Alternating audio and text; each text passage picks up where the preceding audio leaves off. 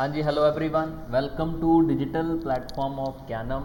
आप सभी का बहुत बहुत स्वागत है ज्ञानम के प्लेटफॉर्म पे। Myself Harmandeep Singh and today I am here to discuss some of the most important issues related to Indian banking sector. We are going to discuss about issues in the sector as well as reforms undertaken by the government by the RBI। ठीक है जी, तो banking sector economy का एक सबसे important component है। और if I talk about relevance in the exams, तो इकोनॉमी के अंदर बैंकिंग सेक्टर एक बहुत रेलेवेंट रोल प्ले करता है एंड स्पेसिफिकली बैंकिंग एग्ज़ाम्स के लिए। ठीक, but today we are going to focus on the overview kind of thing, जो आपको हर टॉपिक के अंदर अंडरस्टैंड करने में, बैंकिंग सेक्टर को, उसके इश्यूज़ को और द रिफॉर्म्स को समझने में आपकी हेल्प करेगी। ठीक, तो banking sector issues are very very important. तो let's begin the discussion about this topic. The first issue we are going to talk about is कि इशू है कि जो CEOs हैं, MDs हैं या होल टाइम डायरेक्टर्स हैं बैंक्स के, CEOs या मैनेजिंग डायरेक्टर्स या होल टाइम डायरेक्टर्स जो हैं, उनका टेन्योर के रिगार्डिंग जो इशू है कि वो कितना टाइम तक बैंक को लीड करेंगे। ठीक, बिकॉज उनके इंटरेस्ट और उनके अगर इंटरेस्ट बहुत मैटर करते हैं ओवरऑल बैंक के लिए। सो वी वांट कि कुछ ऐसा क्राइटेरिया होना चाहिए जो RBI जिसको एक गुड समझे for the governance of the bank. तो for improving governance in Indian banking sector, RBI ने कुछ गाइडलाइंस रिसेंटली इश्यूज़ की हैं। किसके लिए? CEOs के लिए, MDs के लिए। ठीक, व्हाट आर दीज गाइडलाइंस? ठीक है जी, तो इन्होंने बता दिया कि कोई भी मोर देन 15 ईयर्स ऑफिस को होल्ड नहीं करेगा। ठीक है जी, रीअपॉइंट जब 15 साल हो गए रीअपॉइंटमेंट के लिए, ठीक है जी, in the same bank minimum gap चाहिए 3 ईयर्स का। तो अनदर इम्पॉर्टेंट थिंग जो इंट्रोड्यूस की है कि 3 साल का मिनिमम क्या चाहिए, गैप चाहिए। ठीक है जी, प्लस अदर कंडीशंस भी होंगी, वो भी फॉलो करनी पड़ेंगी। अपर एज लिमिट जो है in private banks would continue to be 70 years. Up to 70 years ही कोई इंसान इन पोजीशंस पे रह सकता है। ठीक है जी, जो MD, CEO या होल टाइम डायरेक्टर अगर वो प्रमोटर है या मेजर शेयर होल्डर है बैंक का, ठीक, तो वो मोर देन 12 ईयर्स उस पोस्ट को होल्ड नहीं कर सकता। ठीक, हाँ, except in some extra ordinary conditions. ठीक है जी, तो बैंक्स को बोला गया है कि आप इन गाइडलाइंस को फॉलो कीजिए स्टार्टिंग फ्रॉम और up to you have the time limit. आप 1 अक्टूबर 2021 तक आपके पास टाइम है to follow these instructions, otherwise the action will be taken. ठीक है जी, ये गाइडलाइंस किन के लिए हैं? ठीक, ये बैंक्स, प्राइवेट बैंक्स के ऊपर, स्मॉल फाइनेंस बैंक्स के ऊपर। We will discuss the topic in the detail about payment banks as well as small finance banks. ठीक है जी, ये बहुत ही it was important innovation we can say to improve financial inclusion in Indian banking sector. तो payments banks और small finance banks नए तरीके के बैंक्स हैं, न्यू काइंड्स ऑफ बैंक्स हैं, इनके बारे में भी हम डिस्कस करेंगे डिटेल के अंदर। ठीक है जी, तो ये उनके ऊपर भी लगेगी। Wholly owned subsidiaries of foreign banks, जो इंडिया के अंदर सब्सिडरीज हैं, चाहे वो कम्प्लीटली ओन्ड ही हो फॉरेन बैंक्स की, उनके ऊपर भी लगेंगी। हाँ, लेकिन अगर फॉरेन बैंक्स की जो ब्रांचेज हैं कि सिर्फ ब्रांच इंडिया में है, सब्सिडरी नहीं है, ठीक, उनके ऊपर ये नहीं लगेगी। ठीक है जी, not applicable to foreign banks operating as branches. तो very very important issue to improve governance in banking sector. Governance को इम्प्रूव करने के लिए एक बहुत इंपॉर्टेंट इशू है। आई होप ये आपको समझ में आ गया होगा। ठीक है जी, let's move on. Another issue is national bank for financing infrastructure and development. जैसे कि बजट के अंदर फाइनेंस मिनिस्टर ने जो वादा किया था उसको पूरा भी किया। ठीक है जी, और इस बिल के थ्रू पूरा करने की कोशिश की जा रही है। एक नया बैंक बनाया जा रहा है, national bank for financing infrastructure and development, और इसके लिए बिल लेकर आए हैं 2021 के अंदर बेसिकली। ठीक है जी, तो इस बिल का बेसिकली क्या, ये NBFID क्या होगा? It will be A DFI। और DFI का मतलब क्या होता है? Development finance institution. डेवलपमेंट या डेवलपमेंटल भी बोल सकते हो, फाइनेंस इंस्टीट्यूशन। अब पर्पस क्या है? These are those financial institutions, ये बैंक्स नहीं है basically, these are those financial institutions जो किसी सेक्टर की डेवलपमेंट के लिए बनाए गए हैं। ठीक है जी, there are many DFIs in India. For example NHB है, नेशनल हाउसिंग बैंक, नाम सुना होगा आपने। ऑब्वियसली किस सेक्टर की डेवलपमेंट के लिए होगा? ऑब्वियसली हाउसिंग सेक्टर की डेवलपमेंट के लिए होगा। ठीक है जी, इंडस्ट्रियल फाइनेंस कॉरपोरेशन है, there are many DFIs in the country. NABARD is a DFI, National Bank for Agriculture and Rural Development. There is SIDBI, Small Industries Development Bank of India. Recently Mudra, Micro Units Development and Refinance Agency। ठीक है जी, तो ये सारे के सारे, EXIM है, EXIM export import bank of India. तो these are financial institutions, these are कुछ बैंक भी हैं, ठीक, लेकिन इनका बेसिक जो पर्पस है किसी एक सेक्टर को या किसी स्पेसिफिक सेक्टर की डेवलपमेंट होता है। सिमिलरली इसका पर्पस क्या होगा? इंफ्रास्ट्रक्चर को फंड करना। ऐसा DFI जो इंफ्रास्ट्रक्चर सेक्टर के ऊपर क्या करेगा? वर्क करेगा। As we all know, India needs to boost its investment in the field of infrastructure. ठीक है जी, आत्मनिर्भर भारत स्कीम का भी बात की है गवर्नमेंट ऑफ इंडिया ने, और इस इंफ्रास्ट्रक्चर से बहुत हेल्प होगी। एसेट्स तो क्रिएट होंगे ही होंगे, along with that it is going to create employment, it is going to generate income for poor. ठीक है जी, तो इसके और साइड किकबैक्स या साइड बेनिफिट्स भी बहुत होने वाले हैं। ठीक है जी, गवर्नमेंट ने बोला है कि initially 100% government of India capital infuse करेगी, धीरे धीरे गवर्नमेंट अपना स्टेक 26% तक क्या कर लेगी? रिड्यूस कर लेगी। This is also important component. ठीक है जी, इसका पर्पस क्या होगा? गवर्नमेंट कोशिश करेगी कि NBFID की हेल्प करे cheap long term finance raise करने के लिए। ठीक है जी, गवर्नमेंट 5000 करोड़ ग्रांट भी प्रोवाइड करेगी, probably at the end of this financial year 2021 के एंड के अंदर 5000 करोड़ की ग्रांट भी प्रोवाइड करेगी। ठीक है जी, तो दीज आर ऑल, इसके फंक्शंस क्या होंगे? Important component is this. ठीक, तो इशू क्या है? Issue is lackadaisical growth in infrastructure. Infrastructure sector India का इतना बूस्ट नहीं कर रहा है, या we can say it is not at the levels that is required in the country. तो उसको बूस्ट करने के लिए और दीज साइड बेनिफिट, जैसे मैंने आपको पहले बताया कि एसेट्स, एम्प्लॉयमेंट, इनकम जनरेट करने के लिए, पूर फैमिलीज को हेल्प करने के लिए, all the infrastructure investment is going to help economy as well as society. ठीक है जी, तो इसके फंक्शंस क्या होंगे? ठीक, ये लोन्स प्रोवाइड करेगा इंफ्रास्ट्रक्चर प्रोजेक्ट्स को। ठीक है जी, कुछ इंफ्रास्ट्रक्चर प्रोजेक्ट्स हैं उनको अभी जो ज़्यादा पैसे की ज़रूरत है, वी कॉल इट रीफाइनेंसिंग। जितना इमेजिन किया था उससे ज़्यादा खर्चा हो रहा है due to time cost and time ज़्यादा हो गया या एट्सेट्रा, तो उसकी रीफाइनेंसिंग भी की जाएगी। It will help in attracting basically private sector investments को भी अट्रैक्ट करने की कोशिश करेगा कि वो भी इन्वेस्ट करें इन इंफ्रास्ट्रक्चरल प्रोजेक्ट्स। ठीक है जी, फॉरेन पार्टिसिपेशन की, बाहर से अगर इन्वेस्टमेंट आ जाए, फॉर एग्जांपल FDI आ जाए, उसकी भी कोशिश करेगा। तो ऑल दी, अगर कोई डिस्प्यूट हो जाता है इन इंफ्रास्ट्रक्चर फाइनेंसिंग या कोई कंसल्टेंसी की ज़रूरत है, तो वो चीज़ें भी ये DFI क्या करेगा? प्रोवाइड करेगा। ठीक, एंड फर्दर जैसे जैसे इसकी डेवलपमेंट होती रहेगी, मोर फंक्शंस ऐड ऑन होते रहेंगे, एवोल्यूशन होती रहेगी, जैसे कि हर एक इंस्टीट्यूशन के साथ होता है। ठीक, तो वेरी वेरी इंपॉर्टेंट है। Next is very important issue, और आजकल बहुत प्रचलित भी है ये कहानी, everyone is talking about crypto currencies.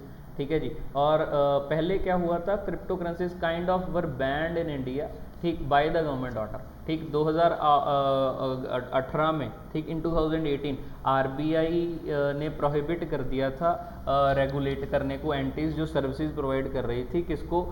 जो वर्चुअल करेंसी में। RBI ने बोल दिया कि कोई भी एंटिटी जो RBI के परव्यू के अंडर आती है या RBI की नॉर्म्स फॉलो करती है, RBI उसको गाइडलाइंस देता है, they should not conduct any kind of business और any kind of services related to companies जो वर्चुअल करेंसीज में डील करती हैं। ठीक है जी, तो सुप्रीम कोर्ट ने 2020 में ये रिस्ट्रिक्शन को क्या कर दिया? लिफ्ट कर दिया। Now it is open for people to invest as well as. पहले तो माना ये जा रहा था, और अभी भी रूमर्स हैं कि government is thinking of a law to possess, to issue, mine, trade, transfer crypto currencies. इसको इसके अंदर इसको ओन करना, ट्रांसफ़र करना, इन सबको गवर्नमेंट क्या बना देगी, ये क्राइम बना देगी। ये र्यूमर है, but we do not know, we and I also don't think government is going to do this thing, but it is possible in the near future if government take such a stark decision. ठीक है जी। तो ये crypto currency है क्या? अभी for time Bing आपको बता दूं, सिंस 2020 सुप्रीम कोर्ट के इस फैसले पे जैसे ही बैन लगाया गया गवर्नमेंट ऑफ इंडिया आरबीआई द्वारा, ठीक, तो people went to Supreme Court कि it is not fair and ये इक्वालिटी के खिलाफ है, the reasons are not effective RBI के बैन करने के। तो सुप्रीम कोर्ट ने उसको सही पाया और सुप्रीम कोर्ट ने बैन क्या कर दिया, लिफ्ट कर दिया। And now people are investing in crypto currency. जो आपने नाम सुने होंगे, बिटकॉइन नाम सुना होगा, रिप्पल नाम सुना होगा, ठीक है जी, you must have heard Ethereum नाम सुना होगा, एक डोगे कॉइन भी नाम सुना होगा। ये एक मीम की तरह शुरू हुआ था एंड पीपल, एलन मस्क ने ट्वीट कर दिया and there is a huge story behind it, we will talk about it some other day. ठीक, लेकिन आज इस टॉपिक के अंदर मैं आपको क्रिप्टो करेंसीज के बारे में भी बताऊंगा। ठीक है जी। तो बेसिकली बैंक्स और क्रिप्टो करेंसीज में अंतर क्या है? ठीक, तो बेसिकली मैं बैंक्स का सिस्टम समझाता हूँ और मैं समझाऊंगा आपको कैसे क्रिप्टो करेंसीज वो कुछ चीज़ें नहीं कर रही जो बैंक्स में होती हैं। फाइनेंशियल सिस्टम बैंक्स के ऊपर रिलाई करता है किस पर्पज़ के लिए? ट्रांजैक्शंस को रिकॉर्ड करने के लिए। जब भी आप ट्रांजैक्शन करते हो, एक अकाउंट से दूसरे अकाउंट में ट्रांजैक्शन होती है, तो इंटरमीडियरी कौन होता है? बैंक होता है, और बैंक इस ट्रांजैक्शंस को क्या कर लेता है? रिकॉर्ड कर लेता है। ठीक है जी। तो बेसिकली जो रिकॉर्ड होता है, जो भी ये ट्रांजैक्शंस का रिकॉर्ड है, ठीक, आप फिजिकल फॉर्म में इसको क्या बोलते हो? लीजर। आपने वर्ड सुना होगा, लेजर या लीजर बोल देते हैं। ठीक, इट इज़ अ रिकॉर्ड, एक बुक होती है जिसपे सब ट्रांजैक्शंस का क्या होता है? रिकॉर्ड होता है। तो ये वर्चुअल लीजर था, और basically we can say it is a permissioned ledger system. Permission मतलब बैंक अलाउ करते हैं, हाँ जी, यहाँ से ट्रांजैक्शन इस अकाउंट में हुई है, हमारी ये गारंटी है और हमने ये परमिशन दे दी है। ठीक है जी। और ये इंटरमीडियरी, ट्रस्टेड इंटरमीडियरी है। लेकिन अगर हम क्रिप्टो करेंसीज की बात करें तो यहाँ पे कोई एक सेंट्रल, बेसिकली एक कोई भी एक इंटरमीडियरी नहीं है, लाइक अ बैंक, कोई भी ट्रस्टेड इंटरमीडियरी नहीं है जो ट्रांजैक्शन को अप्रूव करती है। लेकिन ट्रांजैक्शन हो जाती है, फिर अप्रूव कौन करता है? तो ये मैं बताऊंगा। ठीक, तो there are so many other entities who are undertaking such transactions. तो बैंक को छोड़ के बहुत सारे कंप्यूटर सिस्टम्स एल्गोरिदम्स की हेल्प से ट्रांजैक्शंस को क्या करते हैं? वेरीफाई करते हैं, अप्रूव करते हैं और ट्रांजैक्शन हो जाती है। तो there is no single intermediary जो वेरीफाई कर रही है। ठीक, the various stake holders, various computers and with the help of algorithms ये क्या किया जाता है? वेरीफाई किया जाता है। इसके आगे मैं और डिटेल में बताऊंगा। तो basically you can say crypto currencies are permissionless systems. इनके अंदर कोई एक इंटरमीडियरी नहीं है जिसको जो परमिशन दे रहा है, रिकॉर्ड कर रहा है ट्रांजैक्शन। ठीक है जी। तो इंस्टेड ऑफ सेंट्रलाइज्ड लेजर जैसे बैंक के पास था, ठीक, transactions are recorded on a distributed database. अब सेंट्रलाइज्ड डाटाबेस का मतलब क्या है? सेंट्रलाइज्ड डाटाबेस का मतलब है कि बेसिकली एक एंटिटी है जिसके पास कंप्लीट रिकॉर्ड है, and that entities were banks. यहाँ पे जितना भी पूरा नेटवर्क है, जितने भी लोग क्रिप्टो करेंसी होल्ड कर रहे हैं, ट्रांजैक्ट कर रहे हैं, ठीक, सबके पास ये इन्फॉर्मेशन है कि हाँ, ये दो एंटिटीज़ के बीच में ट्रांजैक्शन हुई थी। ठीक है जी। तो इस सिस्टम की खास बात क्या है? इसको बैंक्स की ज़रूरत ही नहीं है। अब इसको मैं थोड़ी सी गहराई में समझाता हूँ। बहुतों का सर्च कराना शुरू हो गया होगा क्या बोल रहा हूँ, तो let me explain with help of तो दिस डायग्राम। तो पहली बात, जो क्रिप्टो करेंसीज हैं, they work on the technology जिसका नाम है ब्लॉकचेन टेक्नोलॉजी। ब्लॉकचेन टेक्नोलॉजी, इस टेक्नोलॉजी की ज़रूरी नहीं है कि ये सिर्फ करेंसी के फॉर्म में ही यूज़ होती है। It can be used for anything, contracts, beadings. अभी तो बातें चल रही हैं कि इलेक्शंस में भी ये टेक्नोलॉजी यूज़ होनी चाहिए। ठीक है जी। जैसे अगर मैं बोल दूं कि पंखा काम क्या करता है? पंखा काम करता है, मैं बोल सकता हूँ हवा देता है, एयर देता है, लेकिन जिसके पीछे टेक्नोलॉजी लगी हुई है वो मोटर टेक्नोलॉजी है। यही मोटर टेक्नोलॉजी कार्स के अंदर भी तो चल रही है, इंजन टेक्नोलॉजी, या motor engine basically motor technology से लिंक कर रहा हूँ। ठीक है जी। तो ये मोटर टेक्नोलॉजी कार के अंदर फंक्शन ट्रांसपोर्टेशन का है, फैन के अंदर फंक्शन एयर का है। तो टेक्नोलॉजी अलग चीज़ है, उसका फंक्शन अलग चीज़ है। तो टेक्नोलॉजी यहाँ पे ब्लॉकचेन है। It can be use for various functions, like in the economics, currency के लिए यूज़ किया जा सकता है, कॉन्ट्रैक्ट्स के लिए यूज़ किया जा सकता है, बिडिंग्स के लिए यूज़ किया जा सकता है, इलेक्शंस में यूज़ किया जाता है। ये सारे अलग अलग क्या हैं? फंक्शन हैं। ठीक, तो let us understand blockchain technology और फिर उसके बाद क्रिप्टो करेंसी समझें। ठीक है जी। तो ब्लॉकचेन टेक्नोलॉजी क्या है? बेसिकली ये एक डिसेंट्रलाइज्ड लेजर। डिसेंट्रलाइज्ड का मतलब क्या होता है? सेंट्रलाइज्ड एक एंटिटी के पास कंट्रोल होना, डिसेंट्रलाइज्ड का मतलब है बहुत एंटिटीज़ के पास कंट्रोल होना। तो ब्लॉकचेन में पहली बात याद रखना, बहुत एंटिटीज़ के पास कंट्रोल होता है, तो हम बोल सकते हैं लेजर तो है, रिकॉर्ड तो होता है फाइनेंशियल ट्रांजैक्शन का, लेकिन किसी एक एंटिटी के पास नहीं होता, बहुत सारी एंटिटीज़ के पास ये रिकॉर्ड होता है। ठीक है, लेजर रिकॉर्ड को बोलते हैं। डन।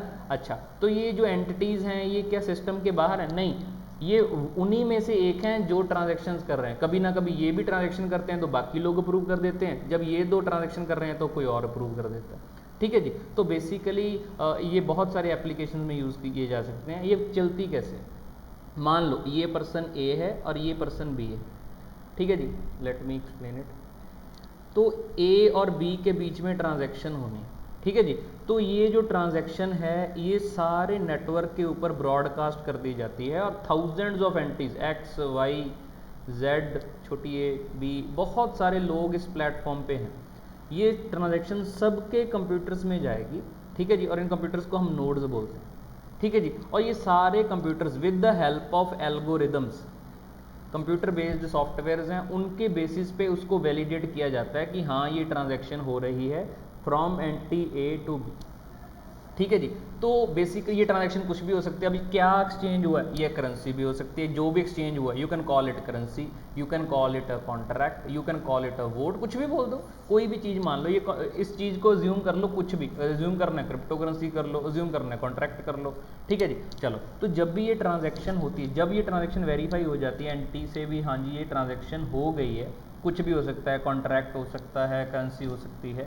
ठीक है जी। इसका होता रिजल्ट क्या होता है? एक तो रिकॉर्ड हो जाता है, दूसरी बात एक एडिशनल रिकॉर्ड या ब्लॉक इस टेक्नोलॉजी के अंदर क्रिएट हो जाता है। ठीक है जी। अ न्यू ब्लॉक क्रिएट हो जाता है और वो इस नेटवर्क का पार्ट बन जाता है। मान लो अभी तक 10 लोगों ने ट्रांजेक्शन किए हैं, तो मान लो इतने ही ब्लॉक्स एग्जिस्ट कर रहे हैं। तो एक और ट्रांजैक्शन हुई इसके और इसके बीच, एक नया ब्लॉक इस सिस्टम के अंदर ऐड हो जाएगा। एक और ट्रांजैक्शन हुई, एक नया ब्लॉक ऐड हो जाएगा। अगर ट्रांजैक्शंस नहीं हो रही हैं, नो ट्रांजैक्शंस, तो नए ब्लॉक ऐड नहीं होंगे। ठीक है जी। तो मोटी मोटी बात ये है, इतनी गहराई में आपको समझ आ गई तो वेल एंड गुड, नहीं भी आई तो इट्स स्टिल ओके।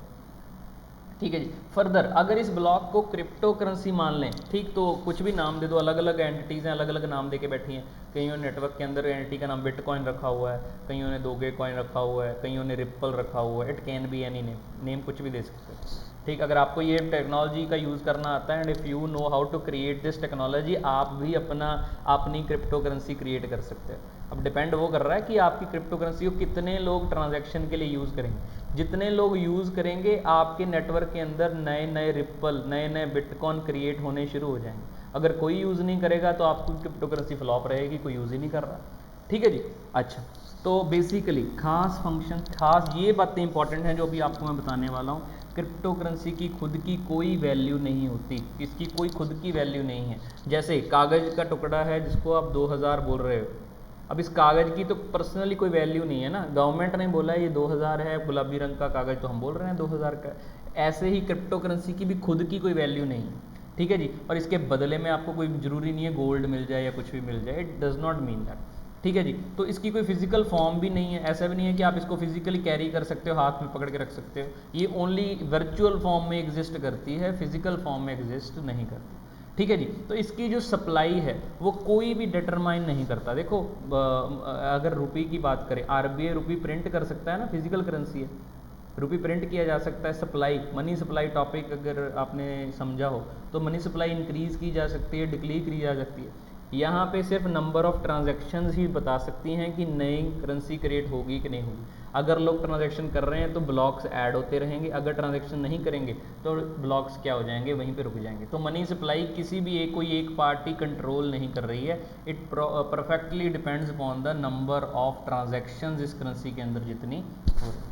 अच्छी बातें क्या है? ट्रांसपेरेंसी है, सारे सिस्टम को पता लग रहा है कि ट्रांजैक्शन हो रही है, ट्रैकिंग की जा सकती है, परमानेंट लेजर है, सारे सिस्टम पे डिस्ट्रीब्यूटेड है, कॉस्ट रिडक्शन है। अगर अननोन की बात करें, कम्प्लेक्स टेक्नोलॉजी है, लोगों को समझ ही नहीं आएगी, और बिटकॉइन लेके बैठे हैं, लोगों को पता नहीं है क्या चीज़। ठीक है जी। And mind it, never ever trust और invest in the things you don't understand. तो एक बहुत वॉरेन बफे ने एक बहुत बड़ी और इम्पॉर्टेंट बात की, the prime investor known in the economics world and investment world के लिए। उन्होंने बोला था मैं वहाँ पे कभी इन्वेस्ट नहीं करता जो मुझे समझ में नहीं आता।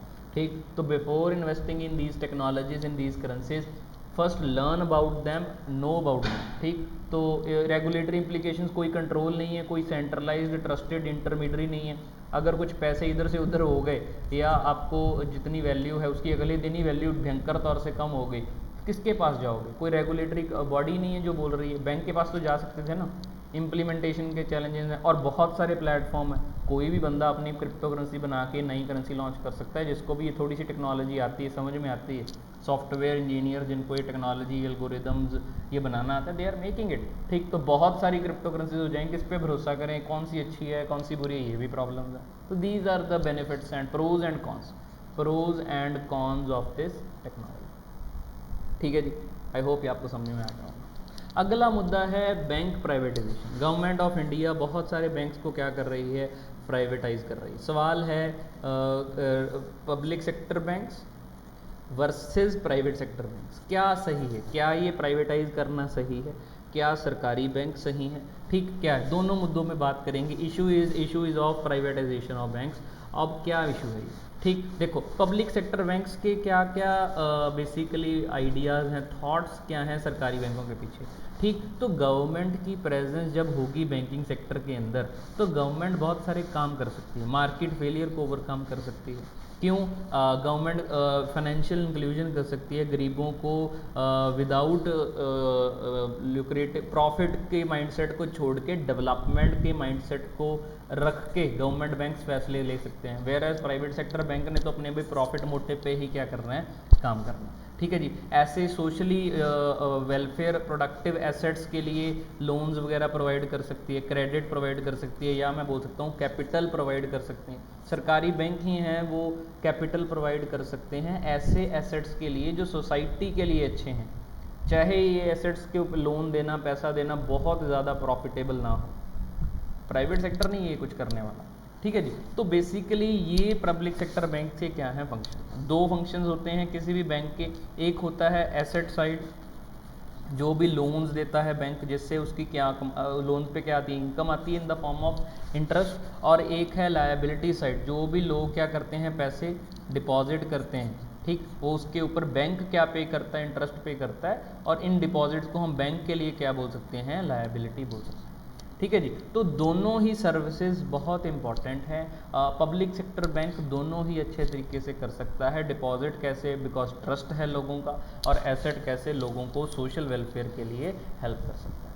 ठीक, तो प्राइवेट सेक्टर अब इशू फिर प्राइवेटाइजेशन की क्या ज़रूरत है अगर पब्लिक सेक्टर इतना अच्छा है? तो डाटा ये बोलता है कि भाई जब गवर्नमेंट बैंक को ओनरशिप करती है तो फाइनेंशियल डेवलपमेंट एंड ग्रोथ बहुत क्या होती है, कम होती है, low level of growth, specifically in banking sector. जो लोग बैंकों में, सरकारी बैंकों में काम करते हैं, they are not motivated enough to work harder.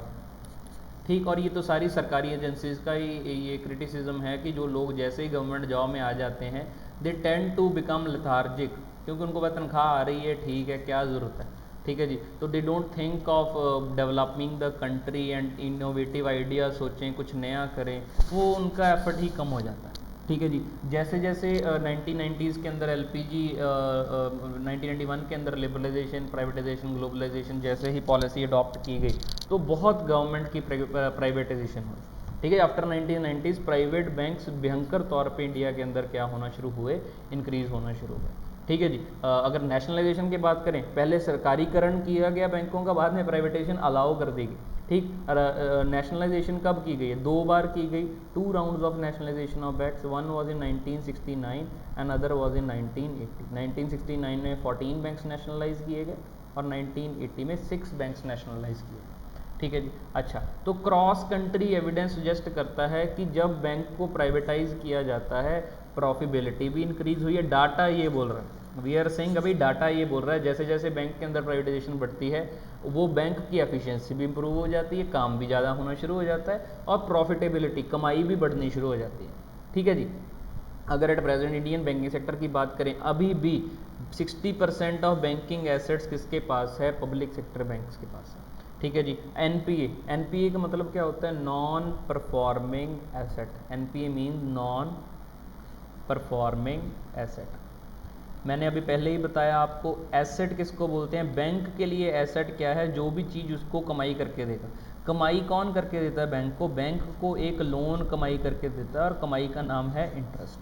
ठीक, अगर लोन पे किस्त आनी, ईएमआई आनी बंद हो जाए तो कमाई बंद हो गई, तो मैं बोल दूंगा ये एसेट बैंक के लिए नॉन परफॉर्मिंग एसेट हो गया, अब ये काम नहीं कर रहा है, इनकम नहीं जनरेट कर रहा। ठीक, 90 दिनों के बाद किसी भी, अगर 90 दिन हो गए और कोई भी पैसा नहीं आया जिसको आपने लोन दिया था उससे ईएमआई के फॉर्म में 1 रुपया भी नहीं आया है, तो 90 दिनों के बाद उसको बैंक को क्या डिक्लेयर करना पड़ रहा है? ऐसे लोन को नॉन परफॉर्मिंग एसेट। अगर ये चीज़ अगर हम देखें, ग्रॉस एनपीए, ठीक, ग्रॉस 8.2% थी मार्च 2020 को, ठीक है जी, लेकिन सरकारी बैंकों की 10.3% एनपीएस थे और प्राइवेट बैंकों के 5.5% थे। करीब करीब 50% का डिफरेंस है। ठीक, आधा आधा डिफरेंस है। बेसिकली वी कैन से कि जितने सरकारी बैंकों के हैं प्राइवेट बैंक के उससे आधे एनपीएस थे, विच शोज़ कि सरकारी बैंकों के पैसे कम वापस आते हैं, private banks are better in with respect to NPAs. ठीक है जी। तो ये सारे कारण हैं जिससे प्राइवेटाइजेशन के प्रति जो प्राइवेटाइजेशन की जा रही है या जो बोला जा रहा है कि प्राइवेटाइजेशन कर दो, उसके पीछे के ये क्या हैं? सारे रीजंस फॉर प्राइवेटाइजेशन। ठीक है जी। अगली जो इशू है, अगला जो रिफॉर्म है, ठीक, वो tighter regulatory framework for NBFCs. I am going to discuss NBFCs होते क्या हैं, लेकिन रिसेंटली रिफॉर्म ये है, आरबीआई ने सजेस्ट किया है कि भाई एनबीएफसीज के लिए टफर, मोर स्ट्रिंजेंट, स्ट्रिंजेंट मतलब टफर, स्ट्रिंजेंट रेगुलेटरी नॉर्म्स जो हैं लेकर आएंगे। ठीक है जी। तो क्या होगा? ये 4 लेयर पे डिपेंड करेगा, 4 लेयर्स ऑफ एनबीएफसीज बनाए जाएंगे। ठीक है जी, पिरामिड समझ लो इसको। ठीक है जी, जो बॉटम पे हैं, ठीक, तो इसको पिरामिड समझ लेते हैं, let's think it like a pyramid. ठीक, तो 4 लेयर्स हो गए, 1, ये हो गया सेकंड, ये हो गया थर्ड और ये हो गया फोर्थ। और नीचे वाले एनबीएफसी क्या है ये भी बताऊंगा, पहले ये गाइडलाइन या रेगुलेटरी मैकेनिज्म समझ लेते हैं। जो लास्ट पे है, ठीक है जी, तो उन्होंने बोल दिया इसमें वो होंगे जो इतने इंपॉर्टेंट, सिस्टमेटिकली इंपॉर्टेंट नहीं है, non systematically important, non systematically important. ठीक है जी, एनबीएफसीज। इसका मतलब क्या है? जो बहुत ज़्यादा इंपॉर्टेंट नहीं है, अगर इनको कुछ हो जाता है तो पूरी इकॉनमी ऐसे नहीं हिल जाएगी या बहुत सी प्रॉब्लम क्रिएट हो जाएगी, इतने इंपॉर्टेंट नहीं है, वो तो लास्ट नंबर पे आ जाएंगे। ठीक है जी। तो उसके ऊपर वालों के रिलेटिवली जो गाइडलाइंस हैं वो रिलेटिवली टफ होंगी, नीचे वालों से टफ होंगी। इनकी तो बिल्कुल टफ नहीं होंगी, इनकी रिलेटिवली क्या होंगी? टफ होंगी। ठीक है जी। और उससे ऊपर, ठीक, उसके ऊपर क्या होगा? बेसिकली हमने बात की है, ठीक, बेस लेयर से ज़्यादा होगा, तो यहाँ पे होगा सिग्निफिकेंटली सिस्टमेटिक, तो यहाँ पे लिखा होगा मैंने, ठीक, तो यहाँ पे सिस्टमेटिकली सिग्निफिकेंट नेक्स्ट लेयर पे होगा। ठीक है जी, जिसका मतलब क्या है कि जो बहुत इंपॉर्टेंट है, एंड टॉप पे क्या होगा? जो बहुत ज़्यादा इंपॉर्टेंट है, वेरी वेरी इंपॉर्टेंट। ये सिग्निफिकेंटली सिस्टमेटिक हो गए, इंपॉर्टेंट हैं, और टॉप पे क्या हो गए? Very very important. अगर इनको कुछ हो गया तो इकोनॉमी को असर पड़ सकता है। एंड बाकी इनकी लिंकेजेस ज़्यादा हैं। लिंकेजेस का मतलब क्या है कि बहुत सारे और फाइनेंशियल इंस्टीट्यूशंस के साथ कनेक्शन है, अगर इसको कुछ हो गया तो इनको इनको इनको सब पे इफेक्ट होगा, वो टॉप पे हो जाएंगे। ठीक, तो जो रेगुलेटरी मैकेनिज्म है, जो गाइडलाइंस हैं, वो बेसिकली जैसे ऊपर जाओगे टफ हो जाएंगी, जैसे नीचे जाओगे रिलेटिवली क्या होंगी? ईजी होंगी। इस तरीके का रेगुलेटरी मैकेनिज्म आरबीआई के द्वारा लगाया गया एनबीएफसी के लिए। अब एनबीएफसी होते क्या हैं? ठीक, एनबीएफसी की फुल फॉर्म क्या है पहले मैं ये बता देता हूँ, non banking financial companies. Non banking financial company, नाम से पता लग रहा है कि नॉन बैंकिंग है। मोटी मोटी बात, इनके पास बैंक वाले कुछ काम नहीं कर सकते, कुछ कर सकते हैं। तो वी नीड टू नो क्या क्या बैंकों जैसे ये कर सकते हैं और क्या क्या नहीं कर सकते। ठीक है जी। तो एनबीएफसीज होते क्या हैं? Non banking financial companies are financial institutions जो कुछ बैंकिंग सर्विसेज प्रोवाइड करती हैं, और ख़ास बात क्या है, इनके पास बैंक का लाइसेंस नहीं होता। ठीक है जी। इंडिया के अंदर किसी भी एंटिटी को अपने नाम के पीछे बैंक वर्ड, बैंकिंग वर्ड तभी लगाया जा सकता है अगर उसने आरबीआई से क्या लिया हुआ है, लाइसेंस लिया हुआ है। You cannot use a word bank in back of your name entity. आप शॉप, कोई भी कंपनी बैंक वर्ड नहीं यूज़ कर सकती जब तक बैंक का लाइसेंस नहीं हुआ। ठीक, तो ये जो एनबीएफसी होती है ये कंपनी ही होती है, कंपनीज एक्ट 1956 के तहत रजिस्टर्ड होती है। ठीक, ये काम करती है लोन्स एंड एडवांसेस के एरिया के अंदर, shares, stocks, bonds, debenture, securities के एरियाज़ के अंदर ये काम कर सकते हैं। ठीक है जी, तो इस एरियाज़ के अंदर काम कर सकते हैं। ठीक है जी, तो बस इनका डिफरेंस क्या है, ये डिमांड डिपॉजिट नहीं ले सकते। बैंक कैसे नहीं है, NBFCs can take deposits but cannot take, याद रखना, कांट टेक डिमांड डिपॉजिट्स। अब आप बोलोगे भाई ये डिमांड डिपॉजिट्स क्या होते हैं, तो सीधी सीधी बात, डिपॉजिट्स को मैं दो हिस्सों में क्लासीफाई कर देता हूँ। One is demand deposit and another is time deposit.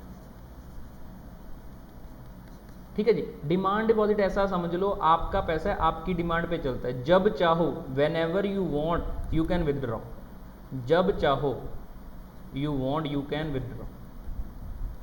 ठीक है, जैसे आपके करंट अकाउंट, सेविंग अकाउंट में जो भी आपका पैसा पड़ा है जब चाहो निकाल सकते हो, ऐसे डिपॉजिट को बोलते हैं डिमांड डिपॉजिट। आपकी एफडी और RD, fixed deposit, recurring deposit, इसको हम क्या बोलते हैं, टाइम डिपॉजिट। एक टाइम पीरियड के बाद ही ये निकलेंगे ना आपके पास। आपने मान लो 1 साल की एफडी करवाई तो पैसा 1 साल के बाद मिलेगा।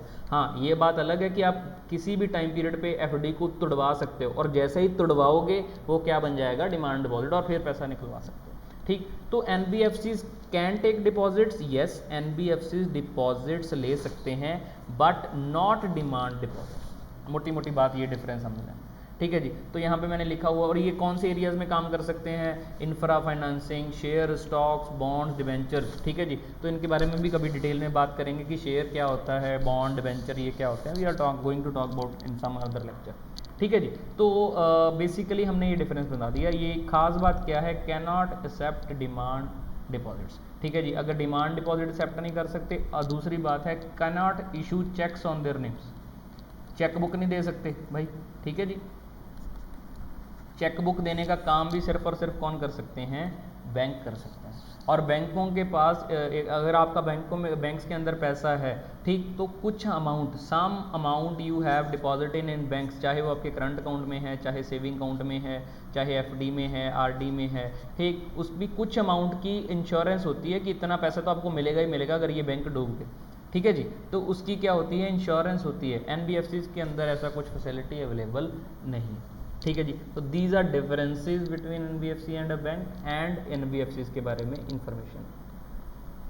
नेक्स्ट इशू इज़ कि यार इंडिया के अंदर एक बहुत बड़ा चैलेंज है नॉन परफॉर्मिंग एसेट्स का, जैसे हम पहले भी इसके ऊपर बात करके आए हैं क्या होते हैं। ठीक, तो इस इशू को कैसे हम सॉर्ट आउट कर सकते हैं। तो रिसेंटली आरबीआई गवर्नर ने एक बयान दिया कि ही इज़ ओपन, या RBI is open to concept of bad bank. ठीक, बैड बैंक क्या करेगा, वो सारे लोन्स को बाय कर लेगा जो क्या हो रहे हैं, एनपीए हो चुके हैं, और उनको रिवाइव करने से या उनसे पैसा वसूलने की क्या की जाएगी, कोशिश की जाएगी। ठीक, we think it is a good decision but at bad time.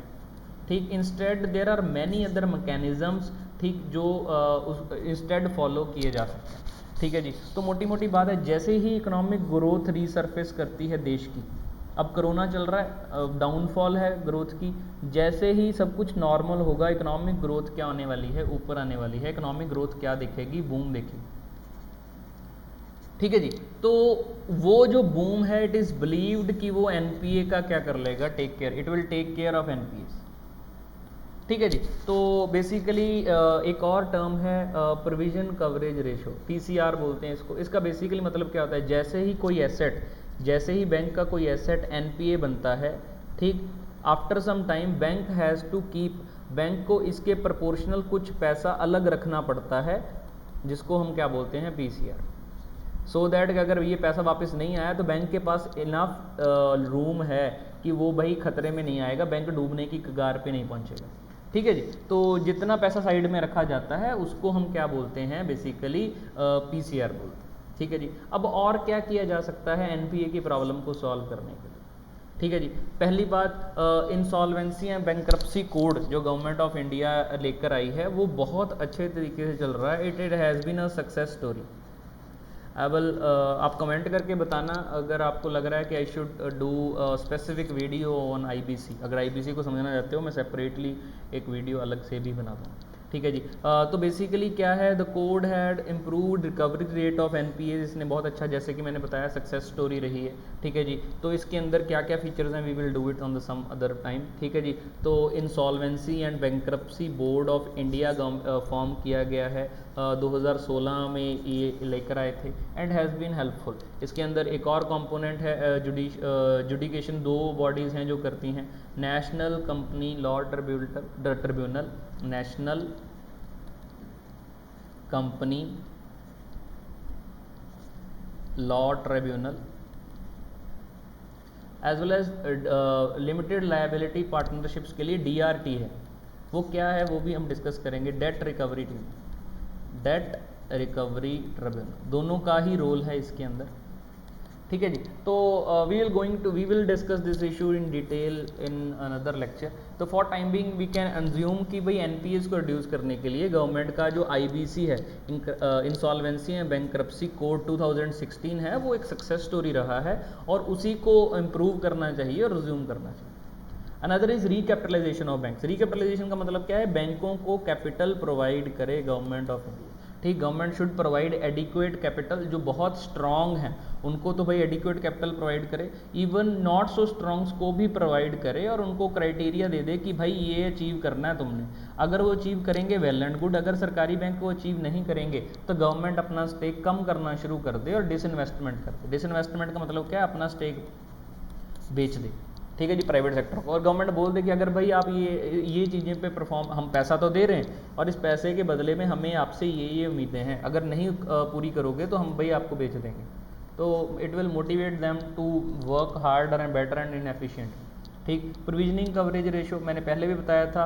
Banks usually set aside portion of their profits का कुछ हिस्सा ठीक साइड में रख देते हैं अगर कोई भी उनका लोन जो है या एसेट जो है नॉन परफॉर्मिंग होता है, अगेंस्ट बैड लोन्स। ठीक है जी। तो ये एसेंशियल है, जितने ग्रॉस एनपीएस होते हैं उसके प्रपोर्शन में आपको पीसीए रखना पड़ता है। ठीक है जी। सो दैट अगर लॉस हो जाए एनपीएस के कारण तो बैंक की जो स्टेबिलिटी है वो थ्रेटन ना हो। ठीक है जी। This has been done mandatory by RBI. तो ये चीज़ें की जा सकती हैं एनपीएस को इम्प्रूव करने के लिए। Another is payment infrastructure development fund scheme. ठीक, आरबीआई ने गाइडलाइंस इशू की हैं इस स्कीम के लिए। बेसिकली इसका मतलब क्या है, ठीक, तो बेसिकली बहुत सारी एंटिटीज़ हैं, कंपनीज़ हैं, बैंक्स हैं जो पॉइंट ऑफ सेल डिवाइसेस या डिजिटल एवेन्यूज़ यूज़ कर रहे हैं पेमेंट के लिए, and that is a good thing. ठीक है जी। तो उसको इंसेंटिवाइज करने के लिए क्रिएट किया गया। ठीक है जी। जून पे 2020 के अंदर ये अनाउंस किया गया था, सो दैट फाइनेंशियल कंपनीज, जो भी फाइनटेक कंपनीज हैं या बैंक्स हैं, जो भी ये डिजिटल प्लेटफॉर्म्स को यूज़ करते हैं, फॉर एग्जांपल पीओएस इंफ्रास्ट्रक्चर हो गया, point of sale devices, point of sale जो आप कार्ड स्वाइप करते हैं उसको बोलते हैं, डिवाइस को बोलते हैं पॉइंट ऑफ सेल डिवाइसेस। ठीक है जी। तो जो बेनिफिशरीज होंगे स्कीम के, वो मर्चेंट्स होंगे जो ऐसी इंसेंशियल सर्विसेज प्रोवाइड कर रहे हैं, चाहे वो ट्रांसपोर्ट हो, हॉस्पिटैलिटी हो, गवर्नमेंट पेमेंट्स हो, फ्यूल पंप्स हो, हेल्थ केयर फैसिलिटीज़ हो, ग्रॉसरीज हो। इसको अगर वो यूज़ करेंगे उनको क्या मिलेंगे, इंसेंटिव्स मिलेंगे। उनको क्या मिलेंगे, इंसेंटिव्स मिलेंगे, so that people use these digital infrastructure. ठीक है जी। तो यूपीआई नेटवर्क बहुत इंक्रीज हो रहा है। गवर्नमेंट चाहती है कि सिर्फ यूपीआई नेटवर्क ही इंक्रीज ना हो, unified payments interface, unified payments interface, सिर्फ पेमेंट्स इसी डिजिटल प्लेटफॉर्म पे इंक्रीज ना हो, other devices like point of sale devices और अदर डिजिटल डिवाइसेस पे भी इंक्रीज। ठीक है जी। तो ये 3 सालों के लिए 1 जनवरी 2021 से शुरू होकर 3 सालों तक ये फंड रहेगा, जो हेल्प करेगा, सब्सिडाइज करेगा बैंक्स को, या जो बैंक्स नहीं भी हैं, जब भी ये टारगेट्स कुछ स्पेसिफिकली प्रोवाइड कर दिए जाएंगे कि इतनी ट्रांजैक्शन जब आप पीओएस डिवाइसेस से या इस डिजिटल मीडियम से लेते हो तो आपको ये इंसेंटिव मिलेगा। और उस इंसेंटिव कौन से फंड से आएंगे, इस फंड से आएंगे। ठीक है जी, a good initiative. Then comes there was talk about कि भाई गवर्नमेंट ऑफ इंडिया ने पंजाब एंड सिंध बैंक को रिकैपिटलाइज करने के लिए 5500 करोड़ के special zero coupon recapitalisation bond दी। तो आप ऐसे समझो 5500 करोड़ 5500 करोड़ के पंजाब एंड सिंध बैंक को, ठीक है जी, special recapitalisation zero coupon bond. ये कूपन का मतलब क्या होता है? कूपन का बेसिकली मतलब इंटरेस्ट ही होता है, ठीक है जी। तो जीरो इंटरेस्ट, आप सोचो जीरो इंटरेस्ट वाले बॉन्ड का क्या मतलब? मोटी मोटी बात क्या है, इस बॉन्ड का ये मतलब होता है सिर्फ जिसके पास होता है उसी को मिलता है, ठीक है जी। और इसके पैसे कब मिलते हैं? जब उसकी मैच्योरिटी डेट आ जाएगी। ये बॉन्ड ऐसा सोचो, ये ना डिस्काउंट पे लिया जाता है, डिस्काउंट पे लिया जाता है। मान लो 5500 करोड़ का है तो मान लो 4500 करोड़ पे बाइक दे दिया किसको? पंजाब एंड सिंध बैंक को। जब इसका टाइम लिमिट मान लो 5 साल के लिए, 5 साल के बाद इसकी कीमत ऑटोमेटिकली कितनी हो जाएगी? 5500 करोड़ हो जाएगी। और देगा कौन? गवर्नमेंट देगा, ठीक है जी। तो ये सेंट्रल गवर्नमेंट ने स्पेसिफिकली इशू किए हैं किसी पर्टिकुलर इंस्टीट्यूशंस को। ओनली जिनको ये इशू बताया, जिनको ये दिए जाते हैं वो ही इसमें इसको खरीद सकते हैं या इन्वेस्ट कर सकते हैं, और कोई नहीं कर सकता। गवर्नमेंट ने पहले बताया होता है कौन कौन इसको यूज़ कर सकता है, ठीक ना। इसको ट्रेड किया जा सकता है, किसी और को नहीं दे दिया जा सकता, as a payment device transfer नहीं किया जा सकता। जिसको दिया गया है उसी के पास रहेगा और एक टाइम पीरियड स्पेसिफाई कर दिया जाता है। नो कूपन या जीरो कूपन का मतलब क्या है कि इसके ऊपर कोई इंटरेस्ट नहीं मिलेगा। कैसे नहीं है कि कोई इंटरेस्ट किसी चीज़ के साथ लिंक किया गया है कि इसका इंटरेस्ट इतने इसके परसेंट इतने परसेंट हो जाएगा इसके, ऐसा कुछ नहीं है, ठीक। डिस्काउंट पे दिया जाता है और जब इसकी मैच्योरिटी हो जाएगी, हेल्ड टू मैच्योरिटी मतलब जब मैच्योरिटी डेट आ जाएगी तो जितनी इसकी कीमत होगी उतनी इसको मिल जाएगी। दिया डिस्काउंट पे गया था, पूरी कीमत मिल जाएगी, ठीक है जी। तो this is called zero coupon bond, ठीक है। आई होप आपको ये समझ में आ गया होगा। Finally what is positive pay system? तो पॉजिटिव पे सिस्टम एक नया कॉन्सेप्ट इंट्रोड्यूस किया गया है to improve the functioning as well as high and high value cheques के लिए, हाई वैल्यू चेक्स के लिए। तो CTS क्या है? ठीक, इसको बोलते हैं cheque truncation system, cheque truncation system. तो चेक ट्रांजैक्शन सिस्टम क्या है? जब भी आप बैंक को चेक देते हो, आपको किसी ने चेक दे दिया, आपने अपने बैंक में लगा दिया, तो सब कुछ डिजिटली हो जाता है, डिजिटली अप्रूव हो जाता है, अल्टीमेटली आपके खाते में पैसे आ जाते हैं, ठीक। लेकिन जो हाई वैल्यू चेक्स है उसके लिए हमने एक एक्स्ट्रा लेयर ऑफ प्रोटेक्शन लगा दी है इस पॉजिटिव पे के साथ, कि क्या है कि जो भी जो जिसने भी बैंक में जिसने भी ये चेक दिया है, the person who has given cheque, ठीक है जी। पूरे प्रोसेस के अंदर चेक की बात करें तो कुछ सिस्टम डेजिग्नेशन होते हैं। One is drawer, second is ड्रॉई, और जिसको पैसे मिलने हैं उसको बोलते हैं पे। ड्रॉअर होता है जिसने चेक काट के दिया है, ड्रॉई है वो बैंक जिसने पैसे देने हैं, और पे है जिसको पैसे मिलने हैं, जो हम बोल सकते हैं बेनिफिशियरी हो गए, ठीक है जी। तो इसमें क्या है, जब भी किसी खास अमाउंट का एक सेट वैल्यू से ज़्यादा का चेक होगा तो जो ड्रॉअर है उसकी इन्फॉर्मेशन ड्रॉई के पास होगी, ठीक है जी। और ये इन्फॉर्मेशन पेई भी प्रेजेंट करेगा, और जैसे ही पेई ये इन्फॉर्मेशन प्रोवाइड करेगा, ये क्रॉस चेकड की जाएगी ड्रॉअर की इन्फॉर्मेशन के साथ। अगर मिसमैच हुआ तो इसके ऊपर एक्शन वगैरह लिया जाएगा कि क्या इशू हो गया, अदरवाइज फिर वे पेमेंट क्या है पूरी कर दी जाएगी। तो basically it is another layer, ठीक है जी। तो क्या है, मतलब क्या है, तो ये ड्रॉई जो बैंक है वो चेक को पास करेगा बेस्ड ऑन द इंफॉर्मेशन जो इसके कस्टमर ने चेक इशुएंस करते टाइम दी थी। कस्टमर कौन है? जिस बंदे ने ये चेक दिया है, उसने जो इन्फॉर्मेशन प्रोवाइड की है वो क्रॉस चेकड की जाएगी जब भी जिस बंदे ने चेक लगाया है वो जो इन्फॉर्मेशन प्रोवाइड करेगा, ठीक है जी। अगर चेक डिटेल्स मैच कर जाएं तो चेक पे पैसे मिल जाएंगे, अगर मिसमैच हो जाए, ठीक, तो ये डिस्क्रिपेंसी फ्लैग कर दी जाएगी और रिड्रेसल मेजर्स है जो लिए जाएंगे, ठीक है जी। तो बैंक्स आर एडवाइज्ड, ये अभी ये वॉलंटरी फैसिलिटी है अकाउंट होल्डर्स के लिए कि वो अपनी इन्फॉर्मेशन प्रोवाइड कर दें और बोल दें कि इन्फॉर्मेशन को क्या किया जाए, चेक किया जाए, क्रॉस चेक किया जाए जो इन्फॉर्मेशन मैं प्रोवाइड कर रहा हूँ, और फिर ही चेक पास किया जाए। लेकिन गवर्नमेंट बोल रहे हैं कि शायद मैंडेटरी कर देगी 5 लाख से ऊपर वाले चेक्स के लिए, ठीक है जी। बैंक्स आर एडवाइज्ड कि जितने बैंक्स को RBI ने एडवाइज़ किया कि जितने भी चेक दिए जाते हैं मोर देन 50,000 आप उनके लिए इसको लागू कर दो, बट फॉर एट प्रेजेंट ये वॉलंटरी, ठीक है जी। तो आई होप ये आपको समझ में हो गया। तो this was all for today, I hope you like the lecture and अगर आप ज़्यादा और भी डिटेल में जानना चाहते हैं, I will be coming up with more lectures. तो this was lecture based on Indian banking issues या economic issues as well as reforms that have been taken recently. ठीक. So this is all for today. You can understand, and I hope you like the lecture. Thank you everyone. Thank you.